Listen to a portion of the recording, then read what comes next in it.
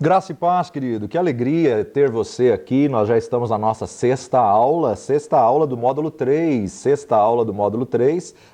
Cada módulo é independente e, na verdade, você não precisa necessariamente fazer nessa ordem, nessa sequência, mas é uma sequência que a gente apresentou da gravação, né? Matéria 1, como estudar a Bíblia. Matéria 2, Pedras Fundamentais 1, onde nós estabelecemos aí o fundamento, senhorio de Jesus, arrependimento de obras mortas e fé em Deus. E agora, no nosso módulo 3, nós estamos em Pedras Fundamentais 2, aonde estamos estudando a doutrina dos batismos. Nas aulas anteriores, nós já estivemos estudando aí o que significa bapto, batismo, estivemos falando sobre o batismo no arrependimento, que é o batismo de João, estivemos falando sobre batismo em Cristo, que é o batismo no corpo de Cristo Jesus, e na última aula nós estivemos falando sobre a importância, o significado do batismo nas águas, e vimos que o batismo nas águas não salva, ele é apenas o cumprimento de uma ordenança de Jesus, quem crer e for batizado, mas a salvação não está nas águas. A salvação está única e exclusivamente em Cristo Jesus, senhorio de Jesus e o arrependimento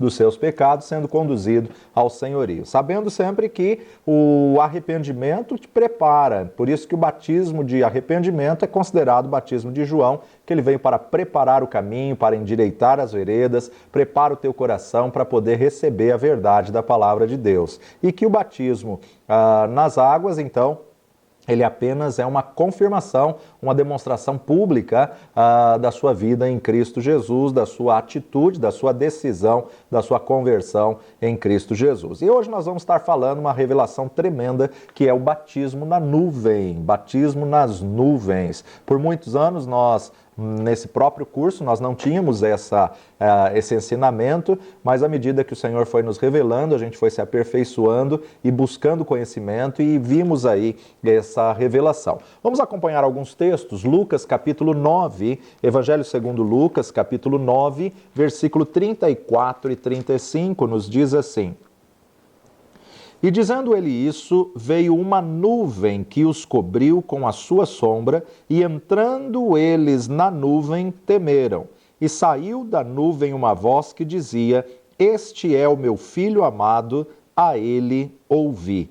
Este é o meu filho amado, a ele ouvi. Uma experiência tremenda da transfiguração, a transfiguração de Jesus no monte, onde apareceu ali a figura de Moisés e de Elias, e de repente os discípulos estão presenciando uma experiência gloriosa, onde eles veem uma nuvem que cobriu todo aquele local com a sua sombra, e ele entrou na nuvem. Entrando eles na nuvem, temeram. Quem teve essa experiência no Antigo Testamento foi Moisés. Moisés teve uma experiência tremenda, ao qual já estava no monte há muito tempo, e de repente a nuvem se apresenta e fala: Moisés, sobe aqui na nuvem, né? Mas nós já vamos ler esse texto também. Lucas capítulo 12, versículo 54. Lucas 12, 54. Os sinais dos tempos. E dizia também a multidão: Quando vedes a nuvem que vem do ocidente, logo dizeis: lá vem chuva, e assim sucede. E quando assopra o vento sul, dizeis: haverá calma, e assim sucede. Pela nuvem se demonstra um sinal, pela nuvem se demonstra exatamente o que está por acontecer. Lucas capítulo 21, versículo 27, nos diz assim: E então verão vir o Filho do Homem numa nuvem, com poder e grande glória. Com poder e grande glória. Atos dos Apóstolos, capítulo 1, versículo 9. E quando dizia isto, vendo-o eles, foi elevado às alturas, e uma nuvem o recebeu, ocultando-o a seus olhos. Jesus assunto aos céus, e uma nuvem o recebeu, ocultando aos olhos de todos aqueles 500 que estavam ali vendo a ascensão do Senhor Jesus Cristo. 1 de Coríntios, capítulo 10, versículos 1 e 2. Ora, irmãos, não quero que ignoreis que nossos pais estiveram todos debaixo da nuvem. Nossos pais, claro que ele está falando do povo de Israel que saiu do Egito e está sendo conduzido pelo deserto por Moisés. Eles estiveram todos debaixo da nuvem, todos passaram pelo mar e todos foram batizados em Moisés na nuvem e no mar. Olha só o que Paulo está nos dizendo aqui em 1 Coríntios capítulo 10, versículo 1 e 2. Vamos repetir esse texto. Ora, irmãos, não quero que ignoreis que nossos pais estiveram todos debaixo da nuvem e todos passaram pelo mar. E todos foram batizados em Moisés na nuvem e no mar. Você sabe que Moisés, que recebeu aí a revelação do Pentateuco, Moisés, que é o responsável pelo texto de Gênesis, Êxodo, Levítico, Números, Deuteronômio e Jó. Jó ele escreve quando ele estava refugiado em Midian, juntamente com o sogro Jetro, mas Gênesis ele escreve por revelação dada pelo Espírito Santo, inclusive parte era com que ele aprendeu nas faculdades do Egito, mas Êxodo, Levítico, Números e Deuteronômio, Moisés escreve à medida que ele está vivendo, à medida que ele está vivenciando aquelas experiências e que, na verdade, ele traz, então, essa escrita. Agora, Êxodo, Levítico, Números, Deuteronômio, à medida que ele vai passando a experiência, ele vai registrando a experiência com a escrita. Então, até o momento, eles só viviam da lei oral. O que era a lei oral? A lei oral passava de pai para filho, era um legado que era passado de um para o outro. Mas Deus dirigia, Deus guiava as pessoas através de sinais, né? A própria palavra em Gênesis nos diz que o Senhor estabeleceu sinais nos céus, ao qual os astros do Senhor iria usar para sinais dos tempos. Mas a questão da nuvem, a nuvem era aquilo que dava direção ao povo de Israel. Por quê? Porque eles não tinham a palavra até então, a palavra estava sendo estabelecida, estava sendo escrita. Vamos voltar lá para Êxodo, capítulo 13, a partir do versículo 17. O título do trecho nos diz assim: Deus guia o povo pelo caminho. Deus guia o povo pelo caminho. Aconteceu que, quando Faraó deixou ir o povo, Deus não os levou pelo caminho da terra dos filisteus, que estava mais perto, porque Deus disse, para que porventura o povo não se arrependa, vendo a guerra e torne ao Egito. Deus levou pelo caminho mais distante para que o povo não voltasse atrás. Deus levou pelo caminho mais difícil para que eles não se arrependessem. Mas Deus fez rodear o povo pelo caminho do deserto, perto do Mar Vermelho, e subiram os filhos de Israel da terra do Egito armados. E tomou Moisés os ossos de José consigo, porquanto havia este estreitamente ajuramentado aos filhos de Israel, dizendo, certamente Deus vos visitará. Fazei, pois, subir daqui os meus ossos convosco. Assim partiram de Sucote e acamparam em Etã, à entrada do deserto. E o Senhor ia adiante deles de dia numa coluna de nuvem, para os guiar pelo caminho, e de noite numa coluna de fogo, para os alumiar, para que caminhassem de dia e de noite. Nunca tirou de diante da face do povo a coluna de nuvem de dia e nem a coluna de fogo de noite. Nós observamos aqui, em primeiro lugar, batismo, bapto, significa mergulhado, colocado dentro de. E agora, batismo na nuvem, nós observamos então que tem que ser mergulhado na nuvem, mergulhado, colocado dentro da nuvem. E o texto nos diz que o Senhor nunca tirou deles a coluna de nuvem. O que isso significa para nós nesse nosso ensinamento da doutrina de batismos? Mediante a doutrina de batismo, nós entendemos que, batizados na nuvem, a nuvem significa direção de Deus. É bem verdade que hoje nós temos a palavra de Deus, e a palavra de Deus, fechada no cânon com 66 livros, nós temos aí, então, o cânon bíblico, que hoje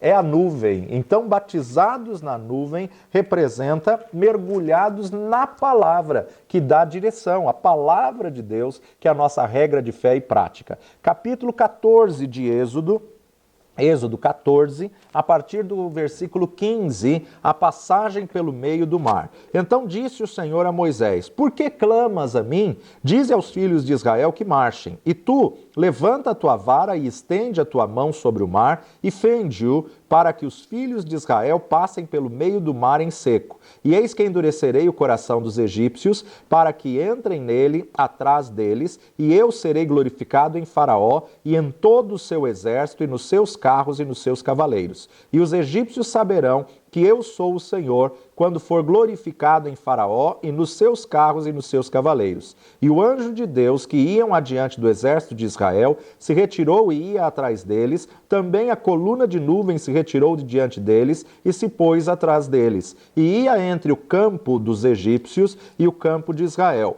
E a nuvem era escuridade para aqueles, e para estes esclarecia a noite. Para os inimigos escurecia, para o povo de Israel clareava. Esclarecia a noite, de maneira que em toda a noite não chegou um ao outro. Então Moisés estendeu a sua mão sobre o mar, e o Senhor fez retirar o mar por um forte vento oriental toda aquela noite, e o mar tornou-se em seco, e as águas foram partidas. E os filhos de Israel entraram pelo meio do mar em seco, e as águas lhes foram como muro à sua direita e à sua esquerda. E os egípcios seguiram-nos e entraram atrás deles todos os cavalos de Faraó, os seus carros e os seus cavaleiros, até o meio do mar. E aconteceu que, na vigília daquela manhã, o Senhor, na coluna de fogo e de nuvem, viu o campo dos egípcios e alvoroçou o campo dos egípcios. E tirou-lhes as rodas dos seus carros e fê-los andar dificultosamente. Então disseram os egípcios: fujamos da face de Israel, porque o Senhor por eles peleja contra os egípcios. E disse o Senhor a Moisés: estenda a tua mão sobre o mar, para que as águas tornem sobre os egípcios, sobre os seus carros e sobre os seus cavaleiros. A mesma nuvem que clareava o caminho para o povo de Israel, escurecia o caminho para o povo do Egito. Clareava o caminho para aquele que tinha aliança, escurecia o caminho para o inimigo. Capítulo 16 de Êxodo, verso 10. E aconteceu que, quando falou Arão a toda a congregação dos filhos de Israel, e eles se viraram para o deserto, eis que a glória do Senhor apareceu na nuvem. Eis que a glória do Senhor apareceu na nuvem. Êxodo capítulo 19, verso 9. E disse o Senhor a Moisés: eis que eu virei a ti numa nuvem espessa, para que o povo ouça, falando eu contigo, e para que também te creiam eternamente, porque Moisés tinha anunciado as palavras do seu povo ao Senhor. Então nós observamos aqui que sempre que o Senhor queria falar, ele relacionou aí a sua presença a esta nuvem, a essa posição. Êxodo capítulo 24, versículos 15 a 19. E subindo Moisés o monte, a nuvem cobriu o monte, e habitava a glória do Senhor sobre o monte Sinai, e a nuvem o cobriu por 6 dias. E ao 7º dia chamou o Senhor a Moisés do meio da nuvem. E o aspecto da glória do Senhor era como um fogo consumidor no cume do monte aos olhos dos filhos de Israel. E Moisés entrou no meio da nuvem depois que subiu o monte. Moisés esteve no monte 40 dias e 40 noites. Ainda em Êxodo capítulo 33, versículos 9 e 10. Êxodo 33, 9 e 10 nos diz assim: e aconteceu que, entrando Moisés na tenda, descia a coluna de nuvem e punha-se à porta da tenda, e o Senhor falava com Moisés. E vendo todo o povo a coluna de nuvem que estava à porta da tenda, todo o povo se levantava e inclinavam-se cada um à porta da sua tenda.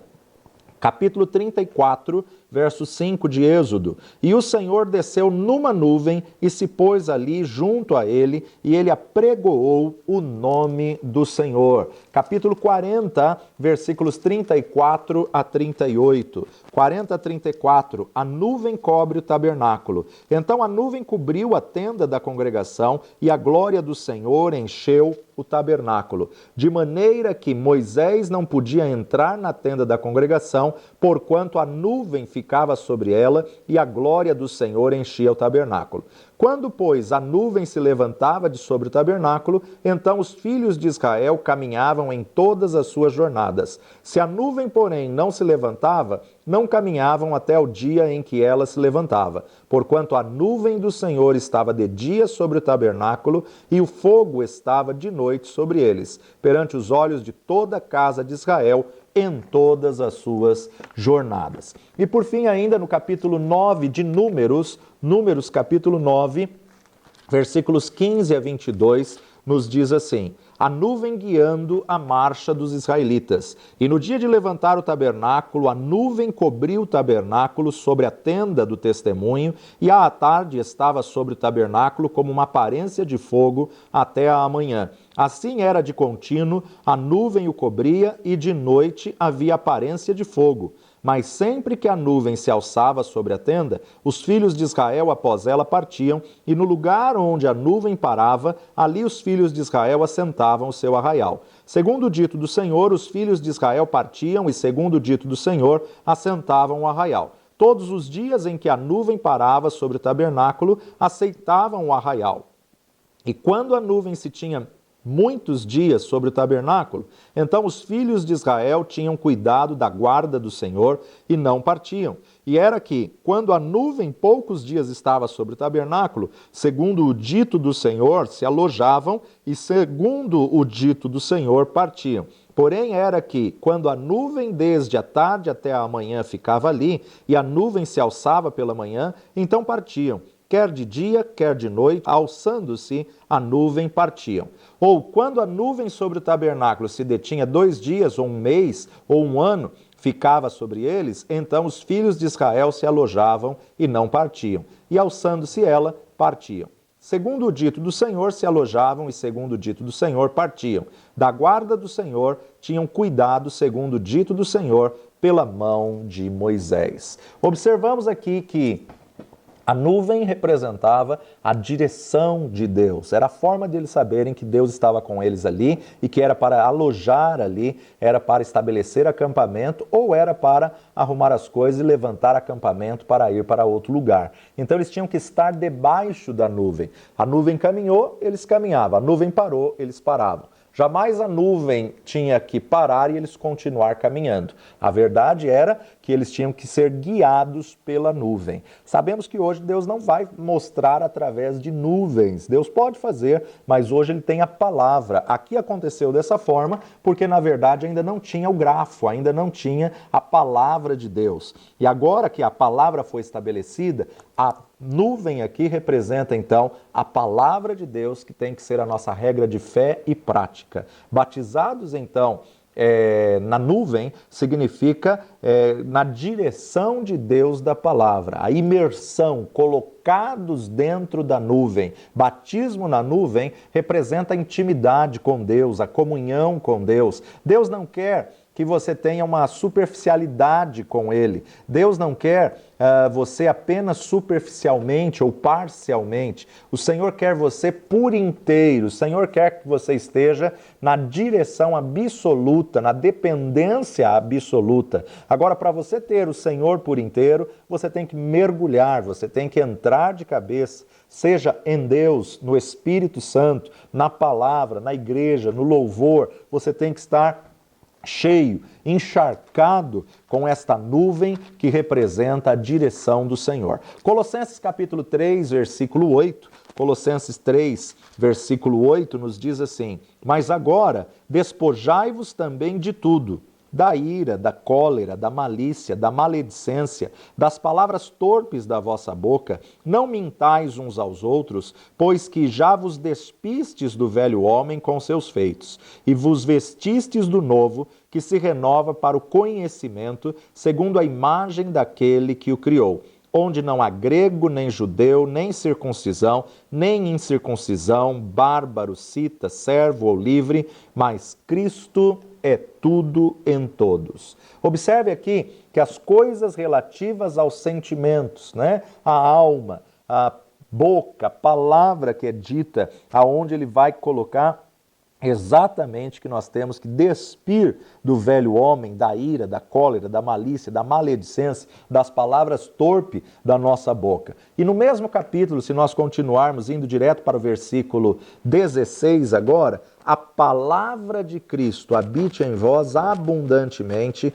em toda sabedoria, ensinando-vos, admoestando-vos uns aos outros, com salmos, hinos e cânticos espirituais, cantando ao Senhor com graça em vosso coração. E quanto fizerdes por palavras ou por obras, fazei tudo em nome do Senhor Jesus Cristo, dando por ele graças a Deus Pai. Então a mudança de comportamento, você tem que se despir do velho homem e se vestir da nova criatura. A motivação de coração que vai ativar a tua fala, né? O coração a boca fala do que o coração está cheio. Então você tem que falar a palavra de Deus, testemunhar a palavra de Deus, aconselhar a palavra de Deus, fazer para o Senhor e não para os homens. A nossa motivação tem que mudar. A partir do momento que Jesus se torna Senhor das nossas vidas, a nossa motivação tem que ser outra. O nosso estilo de vida tem que ser uma vida madura em Cristo Jesus. Quando começamos esse processo de mudança de pensamento, de mudança de mindset,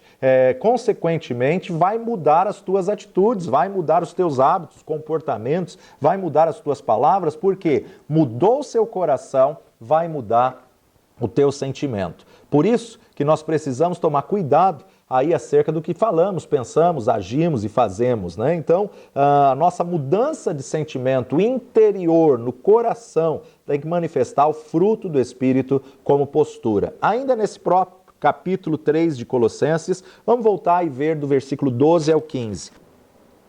Revesti-vos, pois, como eleitos de Deus, santos e amados, de entranhas de misericórdia, de benignidade, humildade, mansidão, longanimidade, suportando-vos uns aos outros e perdoando-vos uns aos outros. Se alguém tiver queixa contra o outro, assim como Cristo vos perdoou, assim fazei também vós. E sobre tudo isto, revesti-vos de amor, que é o vínculo da perfeição, e a paz de Deus, para a qual também fostes chamados em um corpo, domine os vossos corações e sede agradecidos. Então eu tenho que me revestir, eu tenho que vestir de novo.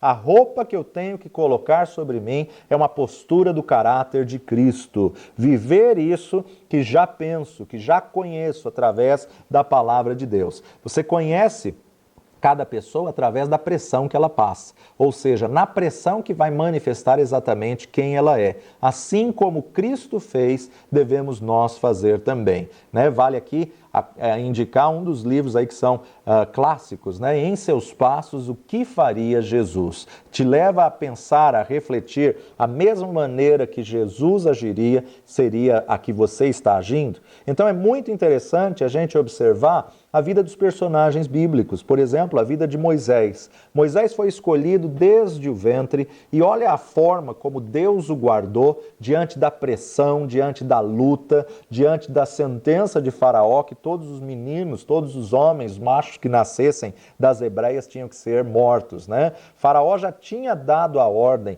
que todo menino que nascesse das hebreias seria sacrificado. E a mãe Joquebede, ela se recusou a matar a criança, ela se recusou a cumprir a ordem de Faraó. Enquanto ela pôde, ela escondeu. E, na verdade, quando ela não conseguiu mais, ela colocou o pequeno Moisés nas mãos do Senhor. Ele nasce, fica sendo escondido por 3 meses, por 90 dias. Vamos lá para Êxodo, capítulo 2, e você vai observar isso. E até que ela tenha uma brilhante ideia de fazer um pequeno cesto e betumar esse cesto.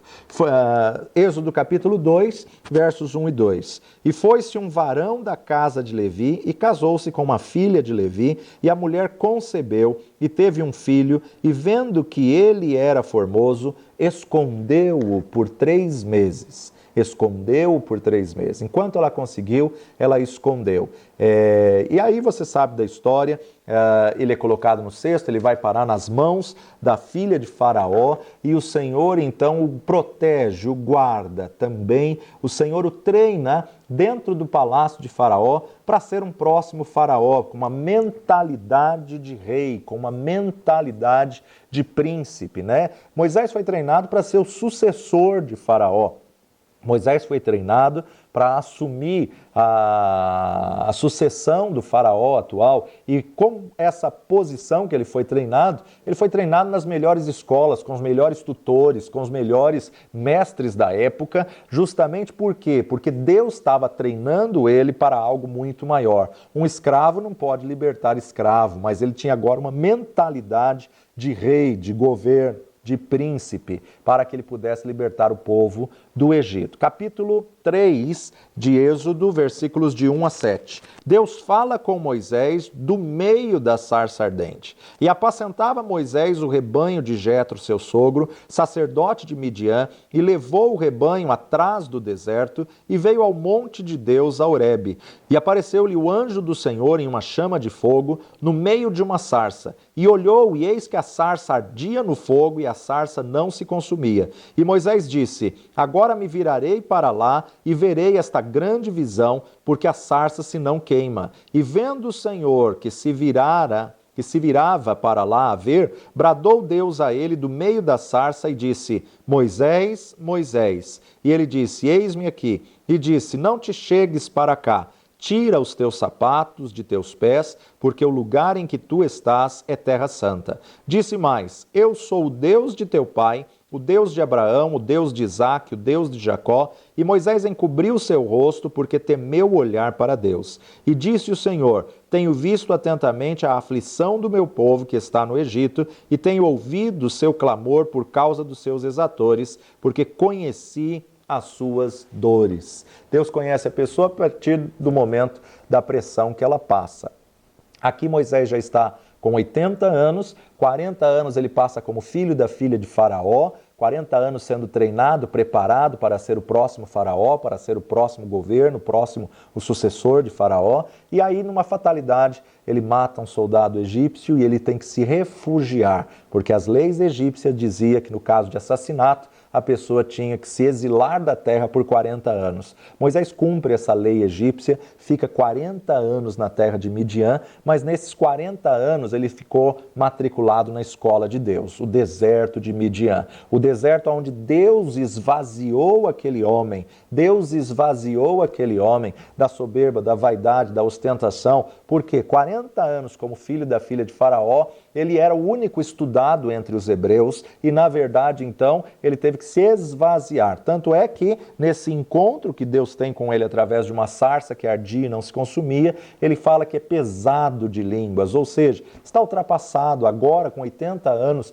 40 anos sem faculdade, 40 anos sem estudo. Para uma pessoa que viveu 40 anos debaixo de ensinamento, debaixo de tutores, de mestres, de ensinadores, ficar 40 anos sem estudar, ele se acha pesado de língua, se acha reprovado. Mas mal sabia ele que o poder de Deus se aperfeiçoa nas fraquezas. Mal sabia ele que era Deus que iria fazer. Então, por isso que o Senhor diz: tira a sandália dos seus pés. Quando o Senhor está dizendo a Moisés: tira a sandália dos seus pés, Deus está dizendo a ele: se torne meu escravo. O escravo não tinha direito de andar calçado. Quem andava calçado era o egípcio, o hebreu não andava calçado. Por quê? Porque o hebreu era escravo. Então, quando o Senhor está dizendo a ele: tire a sandália dos seus pés, o Senhor está lhe dizendo: se torne o meu escravo, porque você vai livrar Israel da mão dos egípcios na minha força. Você vai livrar Israel da mão dos egípcios na minha direção, na minha vontade. Então, nós precisamos entender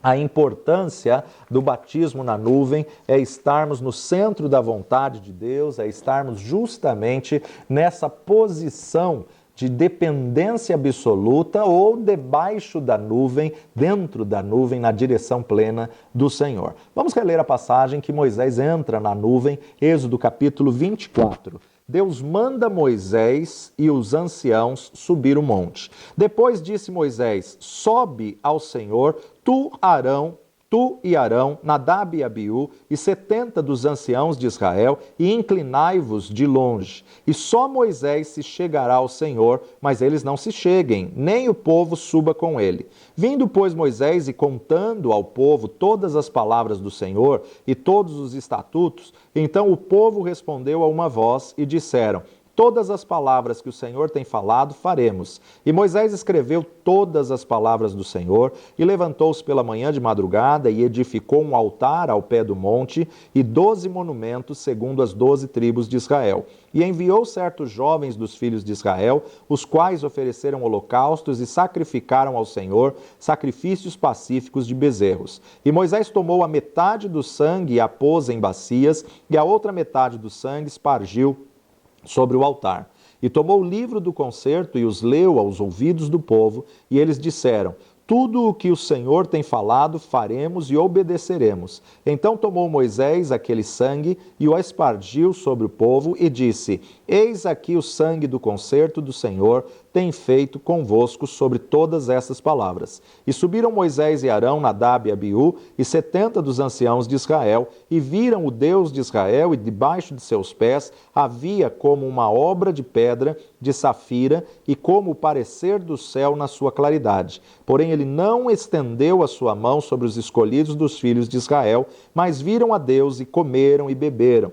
Então disse o Senhor a Moisés: sobe a mim ao monte e fica lá, dar-te-ei tábuas de pedra e a lei, e aos mandamentos que tenho escrito para os ensinares. E levantou-se Moisés com Josué, seu servidor, e subiu Moisés o monte de Deus, e disse aos anciãos: esperai-nos aqui até que tornemos a vós, e eis que Arão e Ur ficam convosco.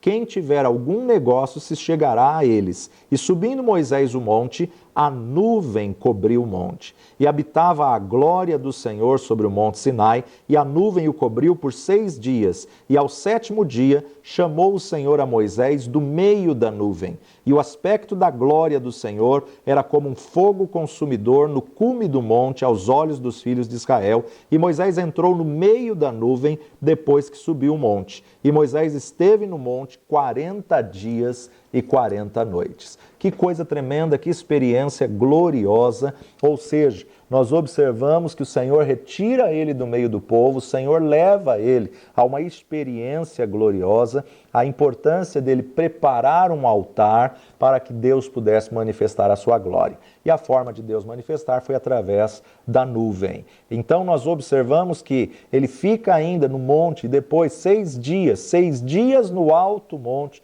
em jejum, em oração, em santificação, em relacionamento, e no 7º dia o Senhor convidou ele a entrar na nuvem. A nuvem do Senhor se manifestou, a sua glória se manifestou de uma maneira tremenda e poderosa. Precisamos ter discernimento, precisamos ter a sensibilidade da pomba. Uma das figuras do Espírito Santo é como uma pomba. Ele pode, na verdade, ser sensível. Então nós temos que estar bem cuidadosos, bem sensíveis, porque o Espírito Santo pode se manifestar no fogo, no terremoto, na glória, e ele pode se manifestar de formas extraordinárias. Quando Elias, na verdade, fugiu para a caverna, lá em 1 de Reis, capítulo 19, nós observamos que o Senhor não estava no vento, o Senhor não estava no terremoto, o Senhor não estava no fogo, mas o Senhor estava numa voz mansa,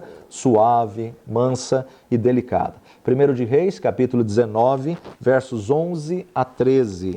E ele lhe disse: sai para fora e põe-te neste monte perante a face do Senhor. E eis que passava o Senhor, como também um grande e forte vento, que fendia os montes e que quebrava as penhas diante da face do Senhor. Porém o Senhor não estava no vento. E depois do vento um terremoto. Também o Senhor não estava no terremoto. E depois do terremoto um fogo. Porém também o Senhor não estava no fogo. E depois do fogo, uma voz mansa e delicada. E sucedeu que, ouvindo a Elias, envolveu o seu rosto na sua capa e saiu para fora e pôs-se à entrada da caverna. E eis que veio a ele uma voz que dizia: que fazes aqui, Elias? Deus é o Deus que fala da maneira que Ele quer, do jeito que Ele quer, da forma que Ele quer, Ele se manifesta da forma que Ele quer. Nós que precisamos estar sensíveis para ouvir a voz do Senhor. Precisamos ter o discernimento de espírito para que quando o Senhor se manifestar, possamos parar e fazer exatamente da forma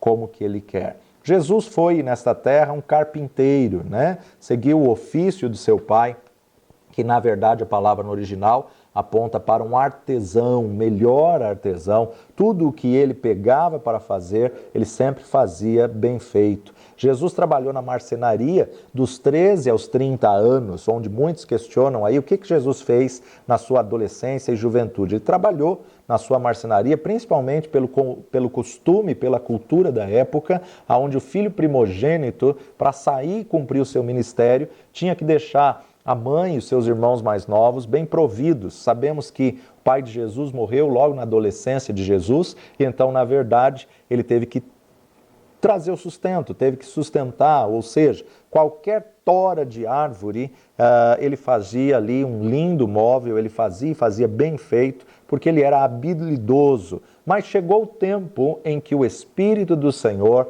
o dirigiu a fechar a marcenaria. Chegou o tempo em que ele teve que discernir. Acabou o tempo da marcenaria e agora chegou o cumprimento do meu chamado. Precisamos discernir esse tempo de Deus nas nossas vidas, precisamos discernir o que o Senhor está falando. Não importa o que os outros estejam falando. Quando você é dirigido pela nuvem, quando você é batizado na nuvem, você recebe a direção do Espírito Santo de Deus. Por isso o Senhor quer contigo um relacionamento que te leve a uma intimidade, né? À medida que você faz aos outros, Deus faz a você. Deus envia os seus anjos ao futuro para você colher aquilo que você faz como atos de bondade. A palavra de Deus nos diz no Pentateuco, principalmente em Levítico, capítulo 16, que havia uma Shekinah, que era aquela fumaça da glória. A glória é Kabod, mas a fumaça de glória se chamava Shekinah. É uma santa fumaça, né? A nuvem de glória, ela produzia essa Shekinah. Não fique satisfeito apenas com a Shekinah. Busque o Kabod de Deus, busque a glória de Deus. Aqui Deus, em Levítico capítulo 16, o Senhor estava ordenando que eles pudessem adorar. Deus estava dando ordenanças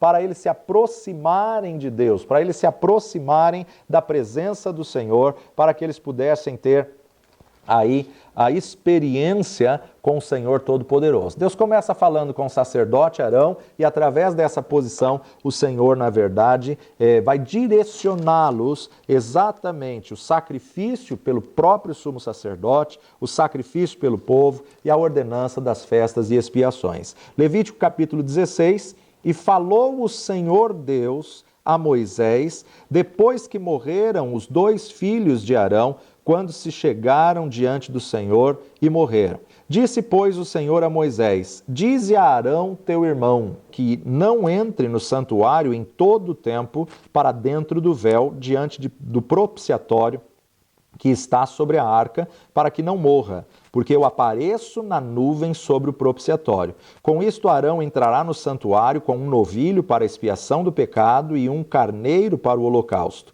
Vestirá ele a túnica santa de linho e terá ceroulas de linho sobre a sua carne e cingir-se-á com um cinto de linho e se cobrirá com uma mitra de linho. Estas são vestes santas, por isso banhará sua carne na água e as vestirá.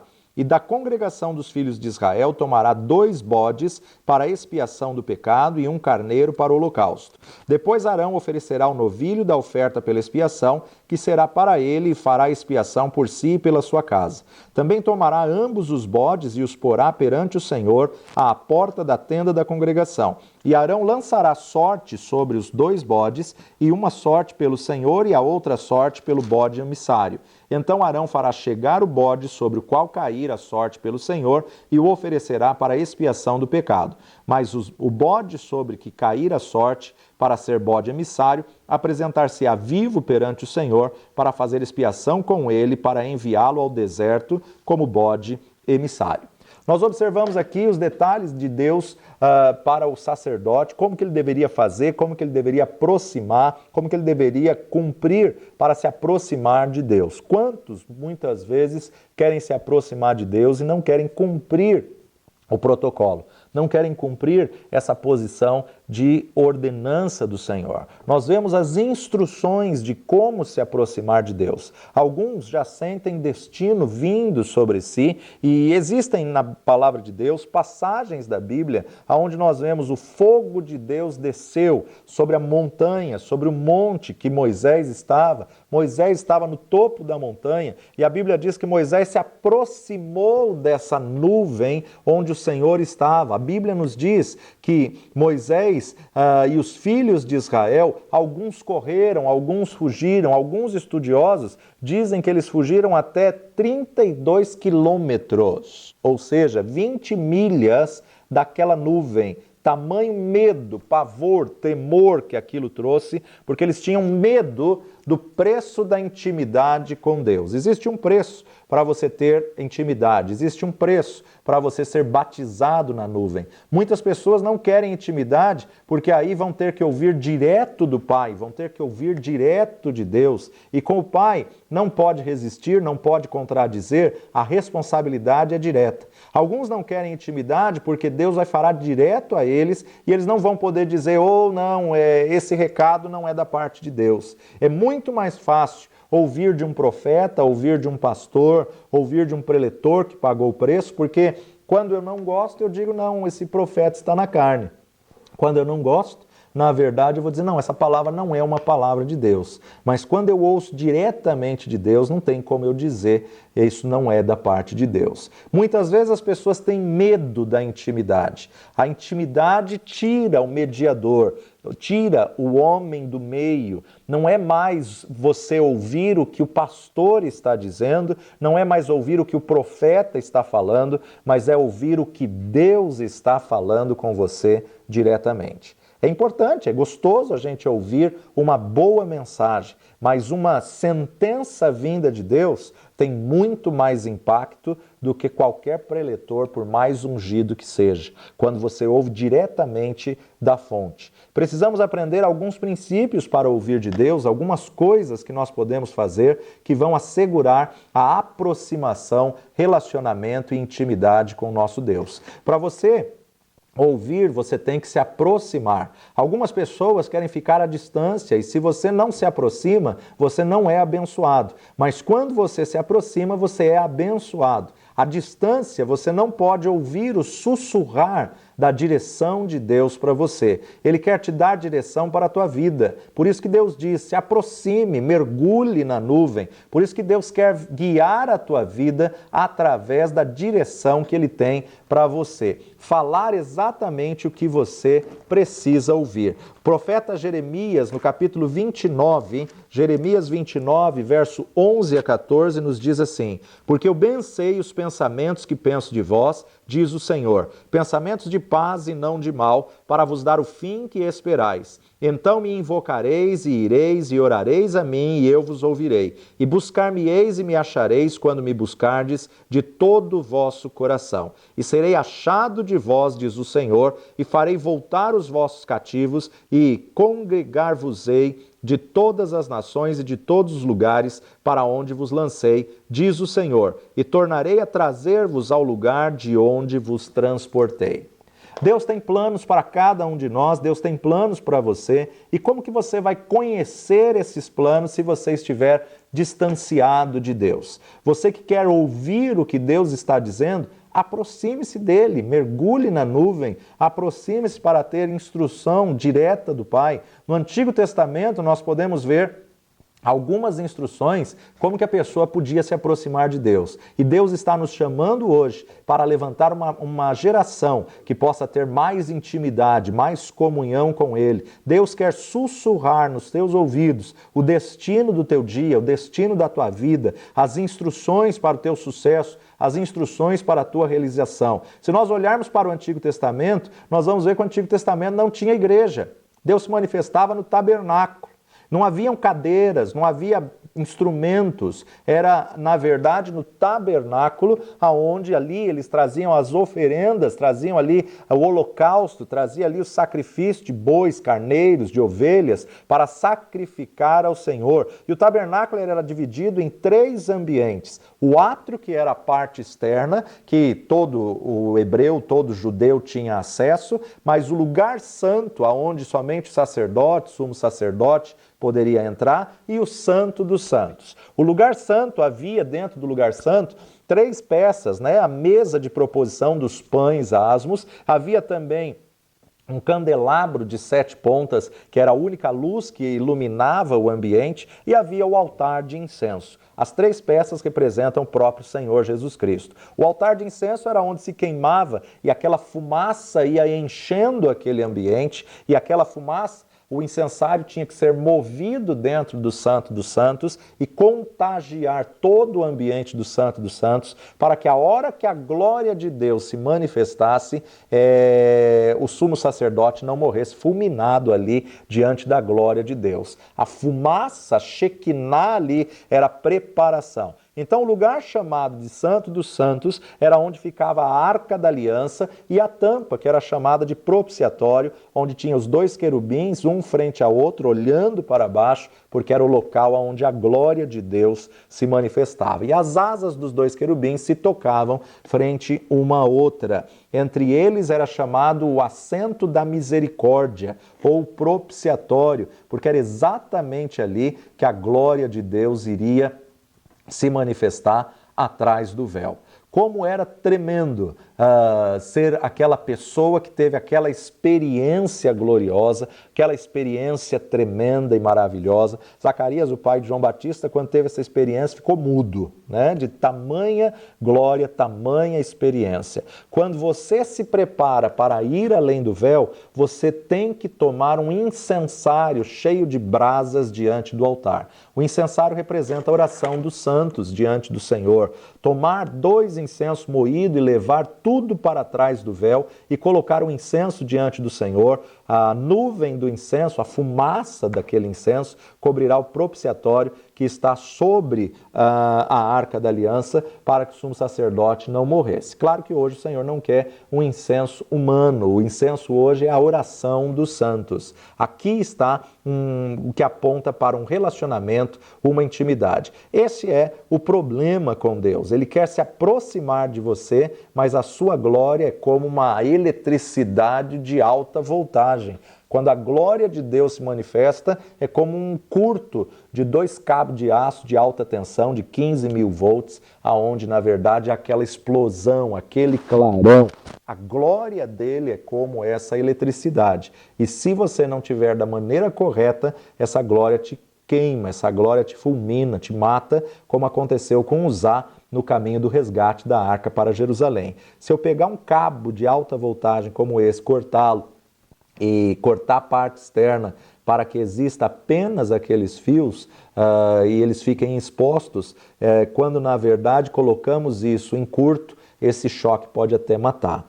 A presença de Deus é tão poderosa que você tem que cumprir o protocolo para se apresentar diante da presença dele. Certa vez no Antigo Testamento, o inimigo tinha roubado a Arca da Aliança e eles tinham levado para um templo de um ídolo pagão. Eles tinham levado para o templo onde tinha um ídolo ali chamado de Dagon.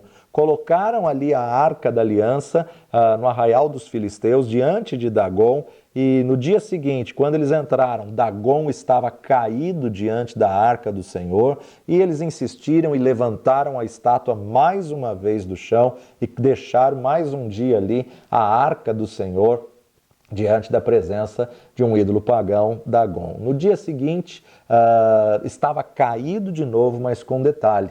Os membros do corpo de Dagon estavam separados, os braços separados, as pernas separadas, porque diante da presença do nosso Deus, todo joelho se dobrará e toda língua confessará que Ele é Senhor. Os filisteus ficaram tão desesperados, tão agoniados, porque onde colocavam aquele objeto, trazia morte, trazia enfermidade, trazia dores, trazia hemorroidas, como diz o texto bíblico, e em todo o arraial dos filisteus, que eles colocaram um carro novo, colocaram os bois naquela carroça e mandaram a arca de volta, juntamente ali com alguns objetos de ouro, entre eles também hemorroidas de ouro, e tinha músicos tocando, e na verdade eles estavam devolvendo aquele objeto para o povo de Israel. Esse objeto ficou na casa de Abinadab durante anos e anos e anos e nada aconteceu. E de repente Davi vai assumir o trono de Jerusalém e Davi quer trazer esse objeto que representava no Antigo Testamento a presença de Deus. Hoje,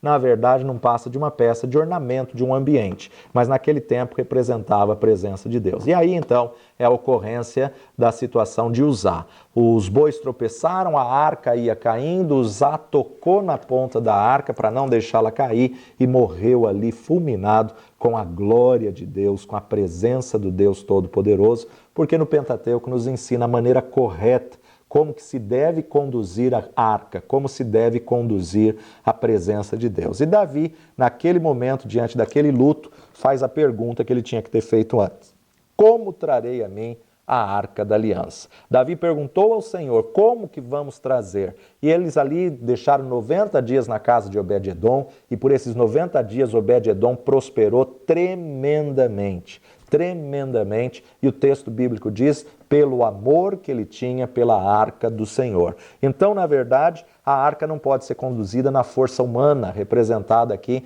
pelos carros de boi ou pela força do homem, os bois ali. A arca tem que ser conduzida no ombro de verdadeiros adoradores, levitas, homens separados para a glória de Deus. E começaram uma marcha da casa de Obed-edom até a tenda em que Davi tinha preparado, e a cada 6 passos eles sacrificavam. Aquele caminho foi coberto do sangue do sacrifício e assim eles conseguiram resgatar a glória, resgatar a arca. Quando o sacerdote tinha intimidade, ele se aproximava de Deus e tinha alguns critérios.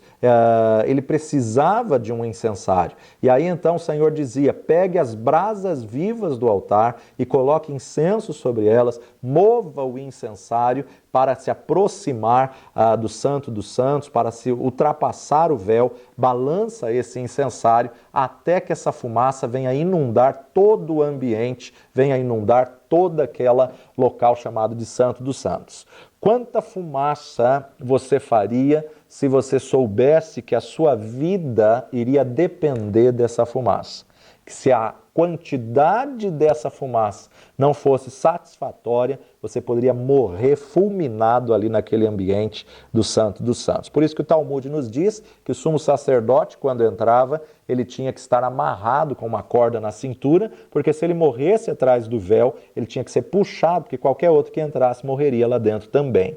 Quando Deus resolvia visitar a terra, a pessoa tinha que estar preparada, a pessoa tinha que atrair a glória, e essa pessoa tinha que encher o ambiente com a fumaça para se proteger. É claro que a fumaça é a oração dos santos. Então, quão de oração você tem feito para poder resgatar a presença, resgatar a glória? Moisés se aproximou de Deus naquela fumaça onde Deus estava, Moisés falava com Deus, ele aproximou-se de Deus no monte, e quando Moisés deixou aquele encontro, a face de Moisés brilhou, resplandeceu por 40 dias. Quando Moisés desceu, todo mundo gritava, Moisés, não conseguimos ver a tua face, tamanho brilho, tamanha glória, mais resplandecente do que a luz do sol, pelo tempo que ele passou em jejum, em oração, em comunhão, em relacionamento e intimidade com Deus lá no monte, ele desceu com a face resplandecente. Tanto é que alguns estudiosos até afirmam que Adão e Eva, antes da queda, antes do pecado, eles tinham essa glória. Quando o texto bíblico em Gênesis 1 diz que eles viram que estavam nu, na verdade a luz se apagou. Um estudo tremendo acerca da glória. Alguns vão deixar, na verdade, esse trecho, neste dia que nós temos estudado, e as pessoas vão observar que você jamais vai ser o mesmo a partir do momento que você resgata a glória, a partir do momento que você traz a glória. Quando Deus queria falar com Moisés, ele enviava uma nuvem, e essa nuvem envolvia Moisés, e Moisés entrava na nuvem. O batismo na nuvem é justamente estar no centro da vontade de Deus para a tua vida, com a direção de Deus, resgatando resgatando a glória, o relacionamento, a comunhão e a intimidade. Quando Deus resolve nos visitar, Ele traz a sua própria nuvem, mas quando nós queremos visitar a Ele, nós temos que criar o ambiente, nós temos que criar a nossa própria nuvem. Quanto de adoração você tem feito? Quanto de oração você tem apresentado diante do altar é que vai determinar o quão próximo você vai chegar diante de Deus. Deus se aproximará de você mediante a grandeza da tua adoração, da tua vida de comunhão, relacionamento e intimidade. Se você quer ir de trás do véu, você tem que criar a nuvem, você tem que gerar essa nuvem através de uma vida de oração, santidade e jejum e adoração. Muitas pessoas podem viver no átrio e viver a vida toda cristã no átrio e nunca sair dele. Mas se você quer entrar no lugar santo ou no santo dos santos, Deus exige santidade, Deus exige relacionamento. Você tem que fazer a sua fumaça através da sua vida de oração e adoração e leitura da palavra de Deus, comunhão com a palavra de Deus. A sua adoração é como um incenso de aroma suave para Deus. Se você soubesse que a sua vida depende dessa fumaça, quanto você balançaria o incensário para permanecer vivo?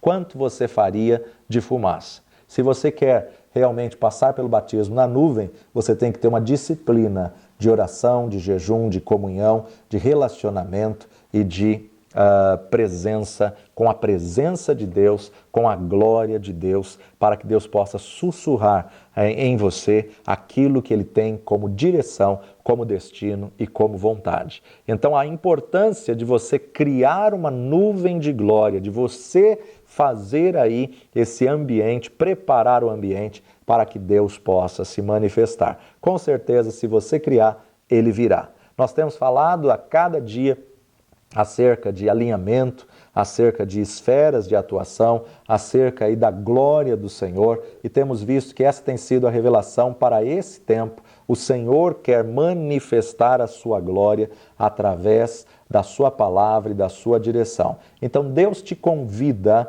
a poder entrar na nuvem, assim como Moisés entrou na nuvem. Deus te desafia a uma nova dimensão com sua glória.